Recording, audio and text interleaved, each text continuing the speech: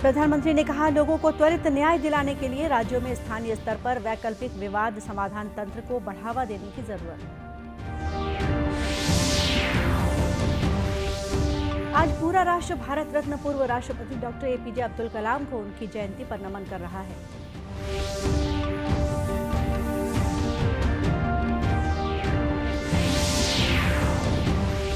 रायपुर केंद्रीय जेल में विचाराधीन बंदियों के लिए राज्य स्तरीय लोक अदालत का हुआ आयोजन।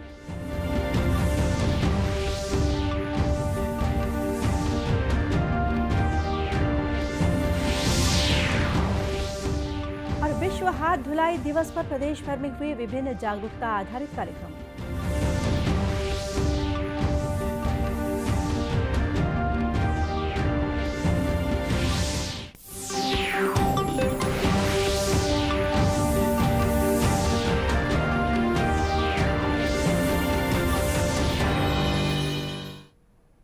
नमस्कार, आप देख रहे हैं दूरदर्शन समाचार।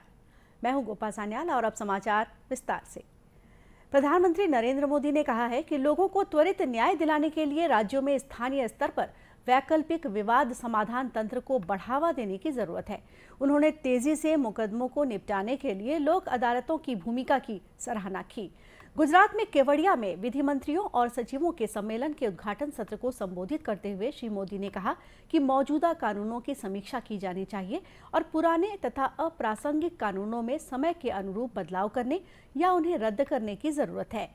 प्रधानमंत्री ने कहा कि देश सही मायनों में तभी प्रगति कर सकता है जब पुराने औपनिवेशिक काल के कानूनों को हटा दिया जाए।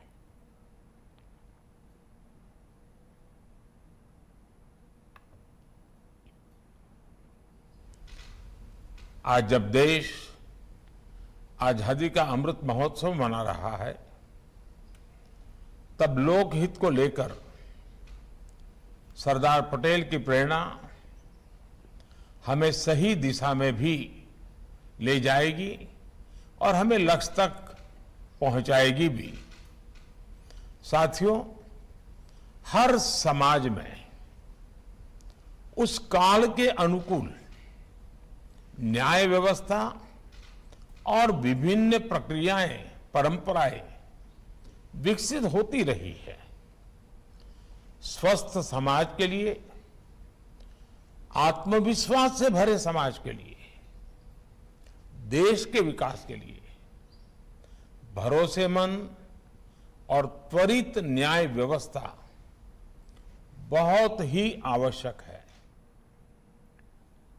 2 दिन के सम्मेलन का आयोजन विधि और न्याय मंत्रालय ने किया है। सम्मेलन का उद्देश्य नीति निर्माताओं को भारतीय कानून और न्यायिक प्रणाली से संबंधित मुद्दों पर चर्चा करने के लिए एक साझा मंच प्रदान करना है। इस सम्मेलन के माध्यम से राज्य और केंद्र शासित प्रदेश अपनी सर्वोत्तम प्रथाओं को साझा करेंगे, नए विचारों का आदान प्रदान और आपसी सहयोग बढ़ाने पर चर्चा करेंगे। न्यायिक प्रक्रिया में तेजी लाने के लिए वैकल्पिक विवाद समाधान तंत्र जैसे मध्यस्थता पर भी सम्मेलन में चर्चा होगी। आज पूरा राष्ट्र मिसाइल मैन के नाम से मशहूर भारत रत्न पूर्व राष्ट्रपति स्वर्गीय डॉक्टर एपीजे अब्दुल कलाम को उनकी जयंती पर नमन कर रहा है। डॉक्टर कलाम की जयंती पूरी दुनिया में विश्व छात्र दिवस के रूप में मनाई जाती है। संयुक्त राष्ट्र संघ ने डॉक्टर एपीजे अब्दुल कलाम को दुनिया भर के छात्रों को प्रेरित करने वाली हस्ती के रूप में सम्मानित करते हुए उनके जन्म दिवस 15 अक्टूबर को विश्व छात्र दिवस के रूप में मनाने की घोषणा की थी। उनका जन्म 15 अक्टूबर 1931 को हुआ था। 21वीं सदी के भारत को समर्थ, सशक्त और सक्षम बनाने में उनका योगदान अतुलनीय रहा है। उनके आदर्श और अनमोल विचार युवाओं के प्रेरणा स्रोत हैं। प्रधानमंत्री नरेंद्र मोदी ने आज पूर्व राष्ट्रपति डॉक्टर एपीजे अब्दुल कलाम की जयंती पर उन्हें श्रद्धांजलि दी। एक ट्वीट में श्री मोदी ने कहा कि एक वैज्ञानिक और राष्ट्रपति के रूप में राष्ट्र के लिए उनके योगदान को हमेशा याद किया जाएगा।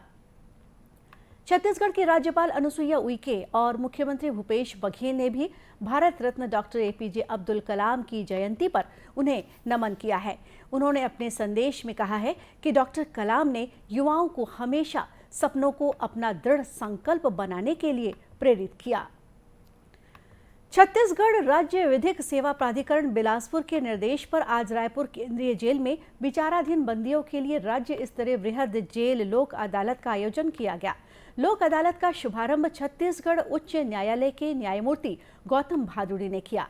बाद में पत्रकारों से चर्चा करते हुए न्यायमूर्ति गौतम भादुड़ी ने कहा कि हर दूसरे शनिवार को ऐसे ही जेल अदालत का आयोजन किया जाएगा। इसका लाभ उन कैदियों को मिलेगा जिनकी जमानत हो गई है, लेकिन उसकी सूचना न तो कैदी को हो पाती है और न ही उनके परिवार वालों को। ये देखा गया कि वो जो कैदी हैं बिना किसी कारण के जेल में रहते हैं, जमानत होने के बाद इंसिडेंटली ऐसे कुछ वारदात हमको भी मालूम चला जब हम जुडिशियल साइड में बैठे थे हाई कोर्ट में। जमानत होने के 2.5 साल बाद भी वो मालूम चला कि जेल में था। कारण ये देखा गया कि वो जमानत प्रस्तुत नहीं कर सका। तो उसका कारण क्या है, तो वो कोर्ट को मालूम ही नहीं चलता। यहाँ पे एक गैप रहती है। वहाँ जो बंदी है जेल के अंदर बैरक में है, कोर्ट से ऑर्डर हो गया है। अब कोर्ट की ऑर्डर न उसके घर वालों को मालूम है न उसको मालूम है। मालूम होने के बाद भी कई केसेस में प्रस्तुत नहीं कर पाते। तब इस स्तर पे सालसा स्टेट लीगल अथॉरिटी यहाँ पे आती है सामने। वहीं केंद्रीय जेल दुर्ग परिसर में बंदियों को विधिक और कानूनी जानकारी दिए जाने के लिए विशेष विधिक साक्षरता शिविर का आयोजन भी किया गया। केंद्रीय जेल में जेल लोक अदालत के लिए 6 खंडपीठ बनाई गई है। प्रवर्तन निदेशालय ईडी ने रायपुर, बिलासपुर, महासमुंद में छापेमारी के बाद आधिकारिक रूप से खुलासा किया है कि इस दौरान एक आईएएस और 2 कारोबारियों के पास से लगभग 6.5 करोड़ की संपत्ति बरामद की गई है।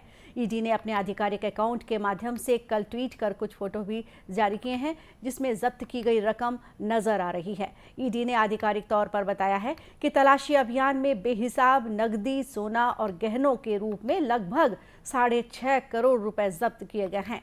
Prevention of money laundering act के तहत कोयला घोटाला मामले में ईडी ने ये कार्रवाई की है।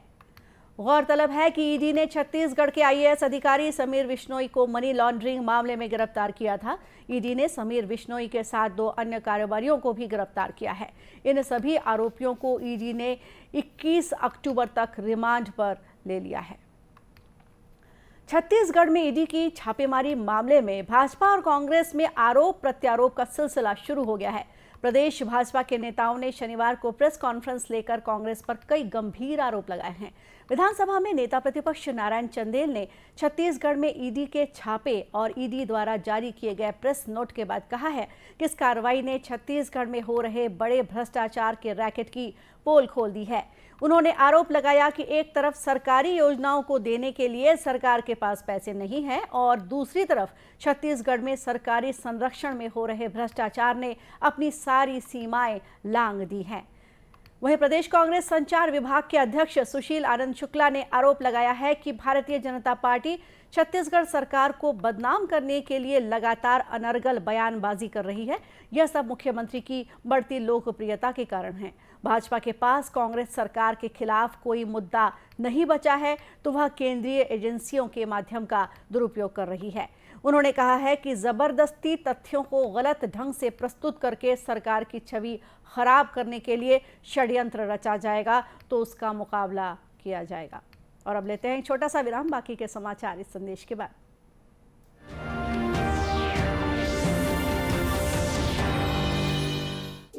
हाय मॉम, फिर से शॉपिंग?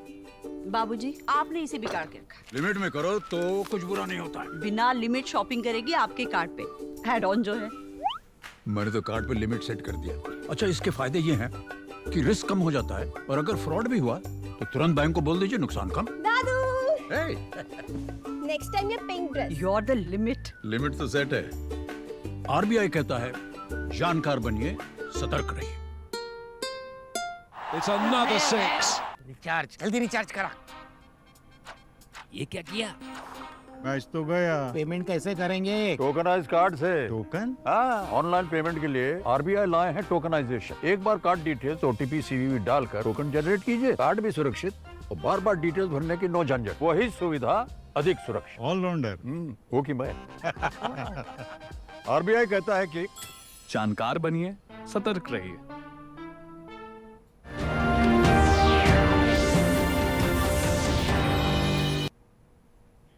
ब्रेक के बाद एक बार फिर स्वागत है आपका दूरदर्शन समाचार में। केंद्र सरकार का महत्वाकांक्षी प्रधानमंत्री राष्ट्रीय डायलिसिस कार्यक्रम कोरबा जिले के गरीब मरीजों के लिए वरदान साबित हो रहा है। कार्यक्रम के तहत जिला अस्पताल में डायलिसिस मशीनें लगाई गई हैं, जहां किडनी रोग से पीड़ित गरीब मरीजों का मुफ्त डायलिसिस किया जा रहा है। कोरबा कलेक्टर संजीव झा ने बताया कि डायलिसिस एक खर्चीला उपचार है।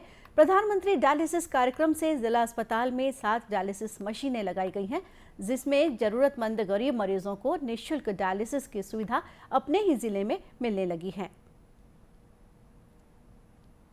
यहाँ ज़्यादातर गरीब लोग रहते हैं, उनके लिए बहुत ये महंगी खर्चीली चिकित्सा पद्धति है, जिसका कि वो प्राइवेट में बहुत सारे लोग अफोर्ड नहीं कर सकते हैं। लेकिन वर्तमान में इस योजना के तहत 7 डायलिसिस मशीन हमारे जिला अस्पताल में लगाई गई है और उसमें जो गरीब लोग हैं उनको निःशुल्क वहाँ पर डायलिसिस की सुविधा हो रही है। इससे बहुत ज़्यादा लोगों को लाभ हो रहा है और जो लोग बाहर जा कर के नहीं करवा पाते थे, रायपुर में, बिलासपुर में या बड़े जगह पर नहीं करवा पाते थे, उनको उनके घर में ये सुविधा मिल रही है। तो ये बहुत जीवनदायिनी योजना साबित।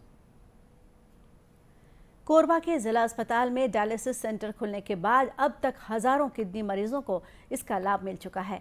अस्पताल में डायलिसिस कराने पहुंचे मरीज और उनके परिजनों ने बताया कि पहले उन्हें डायलिसिस के लिए बिलासपुर के निजी अस्पताल में जाना पड़ता था, जिसमें काफी खर्च भी होता था। प्रधानमंत्री राष्ट्रीय डायलिसिस कार्यक्रम ने उनकी सारी चिंताएं दूर कर दी हैं। खर्चा भी नहीं लग रहा, हमको 1 रुपये खर्चा नहीं लग रहा और सर और स्टाफ लोग बहुत बढ़िया व्यवहार करते हैं। पहले हम लोग 3-4 हज़ार खर्चा बैठता था, कार में जाते थे बुकिंग करा के और वहाँ अपोलो में डायलिसिस करवाते थे। गौरतलब है कि गरीबों को निःशुल्क डायलिसिस सेवाएं प्रदान करने के लिए राष्ट्रीय स्वास्थ्य मिशन के तहत 7 अप्रैल 2016 को प्रधानमंत्री राष्ट्रीय डायलिसिस कार्यक्रम शुरू किया गया था। इस योजना में एपीएल रोगियों के लिए भी रियायती दरों पर डायलिसिस सेवाओं का लाभ उठाने का प्रावधान किया गया है। भारतीय बौद्ध महासभा द्वारा रायपुर में 66वां धम्म चक्र प्रवर्तन दिवस मनाया गया। कार्यक्रम के मुख्य अतिथि धम्मचारी नागमित्र ने बौद्ध धर्म की जानकारी दी। इस मौके पर उन्होंने कहा कि स्वयं का परिवर्तन होना ही धम्म चक्र है। कार्यक्रम के विशेष अतिथि SR कांडे ने अपने संबोधन में बाबा साहेब भीमराव अंबेडकर के साहित्य को घर घर तक पहुंचाने की बात कही। इस अवसर पर भारतीय बौद्ध महासभा के जिला अध्यक्ष प्रकाश राम टेके ने कहा कि आज ही के दिन बाबा साहेब अंबेडकर ने लाखों अनुयायियों के साथ बौद्ध धर्म की दीक्षा ली थी। इस दिन को बाबा साहेब के अनुयायी धम्म चक्र प्रवर्तन दिवस के रूप में मनाते हैं। बाबा साहब अंबेडकर ने नागभूमि नागपुर में अपने 6 लाख अनुयायी के साथ में बौद्ध धर्म का दीक्षा ली थी और आज बौद्ध धर्म का जो ये गतिमान जो पूरा देश में हुआ, आज उसी के चलते आज 14 अक्टूबर को बौद्ध अनुयायी बड़े हर्ष उल्लास के साथ में धम्म चक्र के रूप में एक त्योहार के रूप में आज के दिन धम्म चक्र परिवर्तन दिवस मनाते हैं। इस अवसर पर बौद्ध समाज के सैकड़ों अनुयायी मौजूद थे। समाज के प्रतिनिधियों ने इस अवसर पर बाबा साहेब के बताए मार्ग और उनके आदर्शों पर चलने का संकल्प लिया। आज विश्व हाथ धुलाई दिवस है। इस मौके पर प्रदेश भर में विभिन्न शासकीय कार्यालयों, ग्राम पंचायतों और आंगनबाड़ी केंद्रों में हाथ धुलाई को लेकर जागरूकता आधारित कार्यक्रम आयोजित किए गए। इसके तहत भिलाई के रामनगर स्थित आंगनबाड़ी केंद्र में भी बच्चों और महिलाओं के लिए हाथ धुलाई का विशेष कार्यक्रम आयोजित किया गया। इस मौके पर मितानिनों और आंगनबाड़ी कार्यकर्ताओं द्वारा हाथ धोने के तरीके बताने के साथ ही स्वच्छता के महत्व के बारे में जानकारी दी गई। हाथ धोने की तरीका बताई गई। 6 चरणों में हाथ धोया जाता है और दूसरी बात यह है कि हाथ धोने से दस्त बीमारी से बचाव के लिए हाथ धोया जाता है। जैसे दस्त है, पीलिया है, ये सब हाथ धोने मतलब हाथ गंदे हाथ के कारण ही होते हैं, सफाई ना होने के कारण। आज स्वच्छता अभियान के अंतर्गत यहाँ हाथ धुलाई का कार्यक्रम बच्चों के द्वारा कराया जाता है। वैसे तो हम लोग हर दिन कराते हैं बच्चों के लिए साफ़ सफाई, स्वास्थ्य ठीक रहे, बीमारियाँ ना हो, है ना। हम 2 साल पहले कोरोना से भुगते हैं, इसलिए विशेष ध्यान दिया जाता है बच्चों के प्रति कि हाथ धुलाई साफ़ सफाई पर ध्यान दिया जाता है। और यहाँ हम डेली मतलब हाथ धुला के ही बच्चों को खाना खिलाते हैं। इस दौरान स्कूल के शिक्षक और स्वच्छता समूह की महिलाएं भी मौजूद थीं। गौरतलब है कि स्वच्छता को बढ़ावा देने और हाथों की धुलाई के प्रति जागरूकता पैदा करने के मकसद से पूरी दुनिया में 15 अक्टूबर को विश्व हाथ धुलाई दिवस मनाया जाता है। और इसी के साथ ये समाचार बुलेटिन ही समाप्त हुआ। नमस्कार।